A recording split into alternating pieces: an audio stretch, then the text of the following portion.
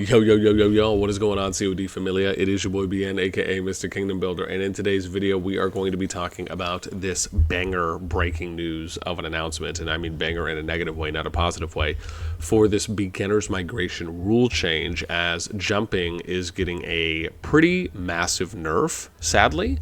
And also, there is a level of what it feels like contradiction here from the developers that makes absolutely zero sense to me. And so we're going to talk about it all. As always, if you enjoyed the content, make sure you throw us out because it helps out a lot. So the first thing, let's read through the announcement. This is system mail. We saved this a little while ago. This came out, I think, 2 days ago on the 13th. Due to the beginner's migration feature, some players have migrated to new servers where the power and resources significantly exceed that of the server's existing players. In the interest of balance and to improve your gaming experience, we have made changes to the beginner's migration item. The item will now be scrapped upon reaching city level 8, previously level 12. The time limit for using beginner's migration has also been reduced from 7 to 5 days. Happy gaming, CoD team. There's quite a bit to unpack here. Number one, this announcement, for me, it is baffling.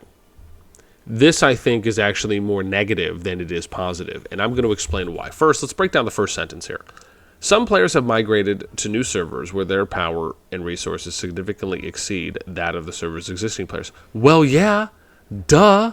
That's the entire bloody purpose of the beginner's migration feature, is to start on a new account in a Season 1 kingdom before Brig of War. You level your account up to level 11. You try to max out everything you can. You level up as many heroes as you can. You do your war pets. You do your VIP. You max out tech as much as possible. You use your CP every single day, etc. These are things that you do so you can have the strongest possible character before you hit 7 days, while staying at City Hall 11 and trying to max all those buildings out at 11. And then you use your beginner's migration item to then go to the newest kingdom that just populated. So that way you can have a head start versus others. That's the entire point of the item. And so for them to say, it feels disrespectful, right? That's how it feels to me.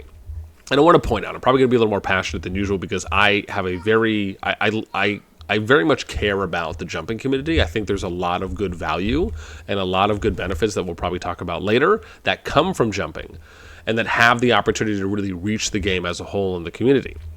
So when they say things like servers where the power resources significantly exceed that of servers existing players, like, keep in mind, the CoD team is the one. They are the ones who put this feature in the game to begin with. Remember, jumping never used to be in the game. Jumping was only recently added a couple months ago. And they were the ones who put the feature in. They were the ones who made it so you could go to City Hall 11, you had 7 days. But now they're saying that their power and resources...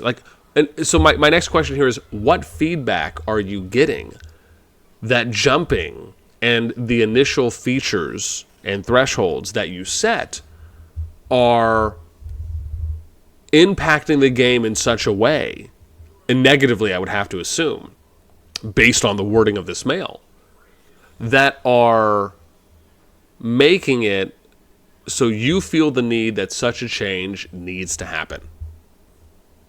Like, where's that feedback? Is there anyone on... And let's check this out, right? So let's go to let's do this. Here, watch here. This is what we're going to do. So let's go to, we're going to do it like this. Let's go on the Discord. And I want to see for myself, is there anyone on here, right? Let's just go, we're in suggestions, right? So let's do this. In suggestions. And then we're going to do jumping. I just want to see if there's anything on here from suggestions where people have been advocating for such a change, right? Because we all know that the suggestions channel on the CoD Discord is the most official way to where we're going to see people submitting any kind of feedback. Now, yes, they can do it via support. They can do it via VIP support, etc. But this is the primary way that they have stated themselves they want suggestions to be communicated to. So let's read. There's only 11 of them. Here we go. Change the keeps back. Okay, no, that has nothing to do with jumping. Can I unlock? Oh, God. Here we go. Oh, there's a remove jumping thing. Here we go. Hang on. Only one struggles. I thought the word would be highlighted, but it's not. Can only increase percentage implemented due to balances, but it wouldn't be fun to play with the feeling discovery tech jump. Power lasts longer. Proposed. Okay, I have no idea what that one is. More events, please. Oh, here we go.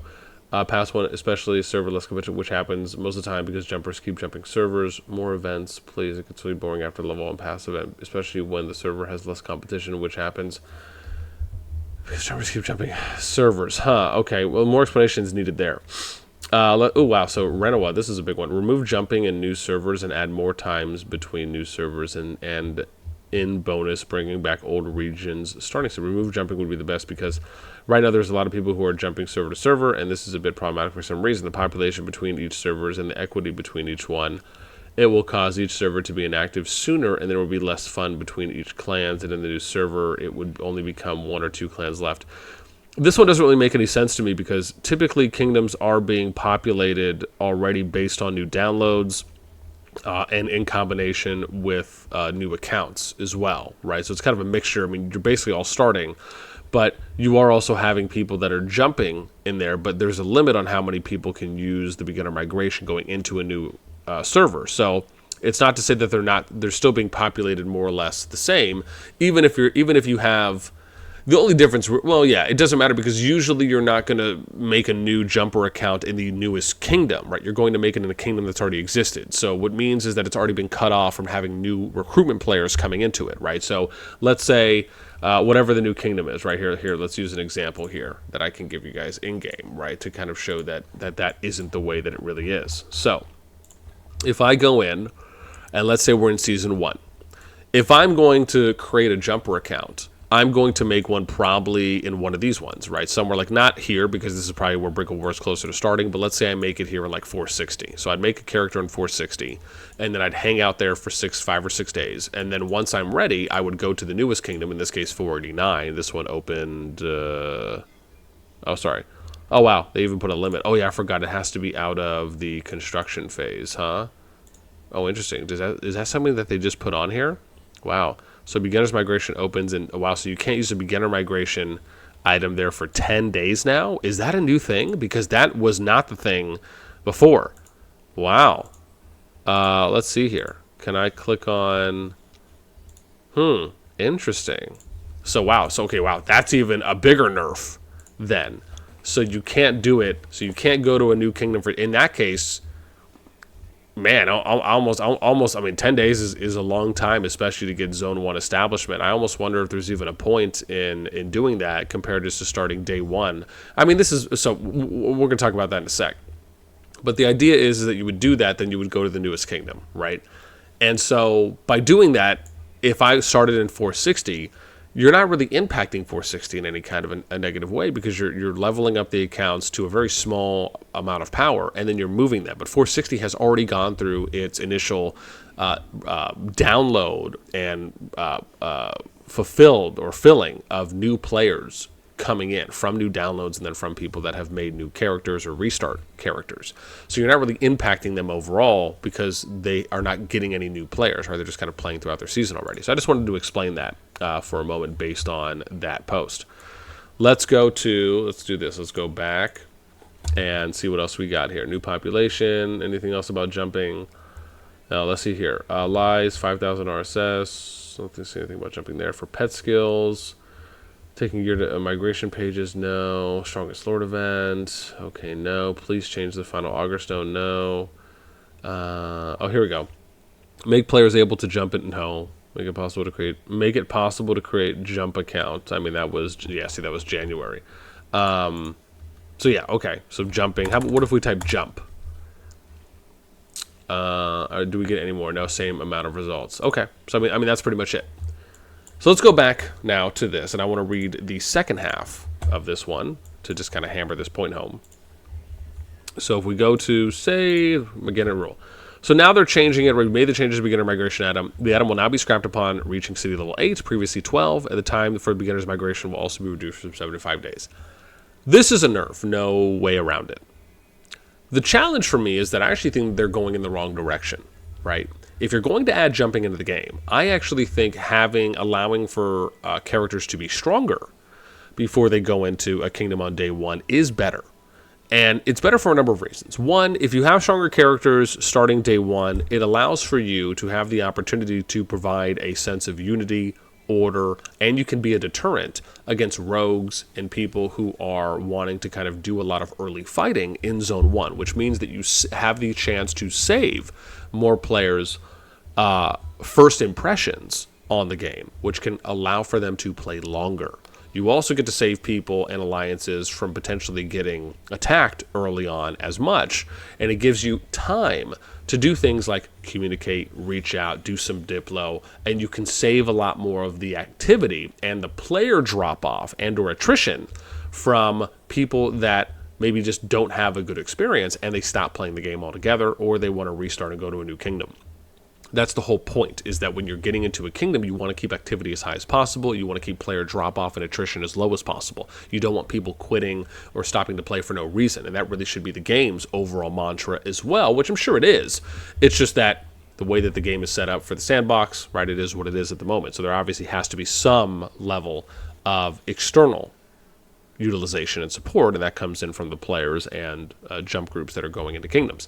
Now, obviously, that's not always going to be the case for jumper projects, depending on how they're built and how they want to go out. And in some of the most extreme cases, you might have a jump project where they just want to do one alliance, they want to have all the spenders come in, and they're just going to go in and take everything, and they don't really care who stands in their way, right? They're totally fine with, burning or removing people that their territory doesn't need to be there in Zone 1. Maybe they'll just take over the entire Zone 1. Maybe they'll take over the entire Zone 2 until they get to Zone 3. Right, and those kind of replenish from people that want to join them throughout the zones.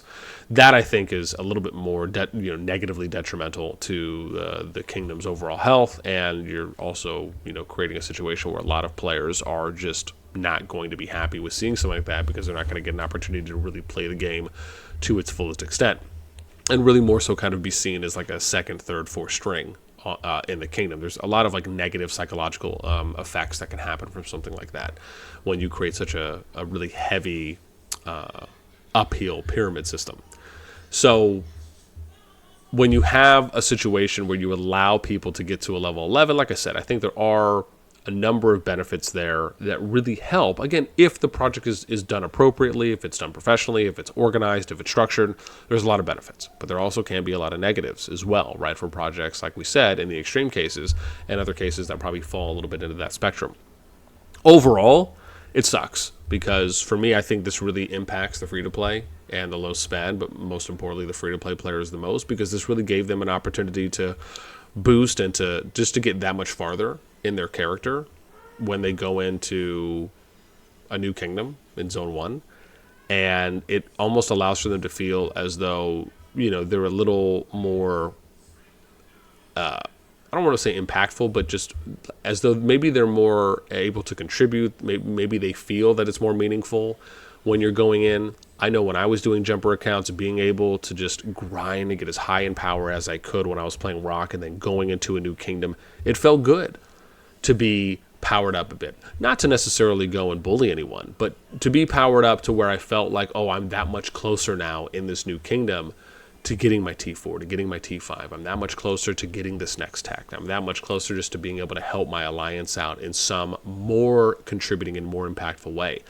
And when I see a change like this happening, like I said, it just not only does it catch me off guard, but it just feels like it doesn't make any sense. Again, respectfully, if I'm viewing this as an objective outsider, as I said before, the CoD team added this in, and then they make such a change. Why would you use such wording and make such a change when you know that this has been a thing in Rock for years, and you're the ones who initially introduced jumping in this way? It just, I don't know, it doesn't make any sense to me, right? It feels like this was either not as well thought out as it could have been before it was introduced, or B, I just don't get it. Where is the change coming from?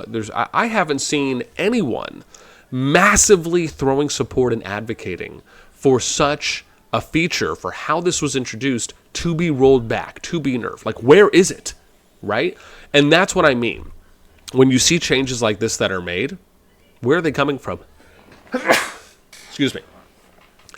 And that, I think, is one of the darkest sides of CoD right now, is that you're seeing changes that are being made, but there's really no justification, like true justification and explanation for why the changes are being made.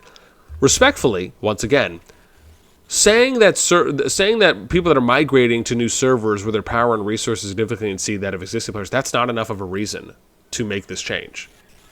Now, if you were explaining, for example, that, oh, well, doing this has been causing negative player experiences because in New Kingdoms, this, and this have been happening, okay, that's a little bit more of a reasoning. That's a little bit more of a justification with some actual evidence and context, instead of just saying that, again, unless the jumping projects and groups have been just going around and terrorizing people, which, to be fair, we've all known could be a thing, so that's really nothing new.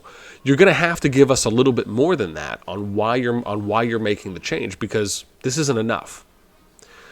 So anyways, these are my thoughts. I'd love, like I said, a little bit more passionate and aggressive probably in this video, because I think jumping is dear to my heart. Again, ever since I started doing it in Rock, I've seen where a lot of the great value is on being able to give new players that are coming in a great, fantastic experience, and really being able to treat it as more of a kind of nurturing and guiding opportunity. So people aren't really kind of starting out just not really knowing everything that they can be doing, right? You have a little bit of a helping hand there, and I've seen the wonders and the benefits of that be implemented, and the results of that for players that are appreciative of such efforts. So anyways, I'd love to know what you guys think. If you've been jumping for a while, if you've come from Rock and you're coming over here, what do you think about the change? What do you think about anything that we touched on? Do you have any feelings on this? Do you care about the nerf? Do you not care about the nerf? Do you think it's as impactful as it is, or it's not really that impactful? Let me know what you think in the comments down below. That's going to do it for me. As always, until next time, we'll catch you later.